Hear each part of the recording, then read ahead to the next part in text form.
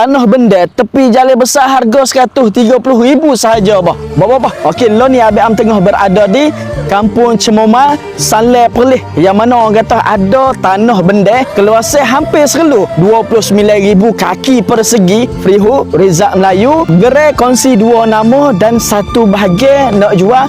Nama Sek Demo akan masuk dalam gerai dah. Yang mana tanah ni sangat-sangat sesuai kalau macam Sek Demo nak buat rumah 3-4 butir atas tanah ni pun boleh. Kalau macam Sek Demo nak buat homestay pun boleh, ataupun nak buat kafe, ataupun nak buat restoran pun boleh. Sebab gapo? Sebab tanah ni tepi jalan besar, kejiranan kiri kanan pun dah ada dah. Jadi tak adalah rusing Sek Demo kalau macam tak ada orang ke gapo dak. Sebab gapo? Sebab kiri kanan depan belakang sudah pun dah ada jiran dah. Yang paling penting sekali, kawasan ni tak banjir dan tidak dinaiki air dah. Bila duduk di tanah ni, Sek Demo nak pergi ke SK Raja Perempuan Budriah pun tak jauh, hanya 1 kilometer sahaja. Nak pergi masjid pun hanya 1 kilometer sahaja. Dan kalau macam Sek Demo nak pergi ke College Community 4 kilometer sahaja. Dan kalau macam Sek Demo nak pergi ke Pekik Arau lebih kurang dalam 10 kilometer sahaja. Boleh beli secara cash ataupun personal loan sahaja dah. Untuk harga jualan tanah ni adalah 130,000 sahaja dan semua kos owner akan tangguh dah. Yang mana kata berminat dengan tanah ni, boleh roja Abang Am, boleh klik link dekat bio Abang Am dah.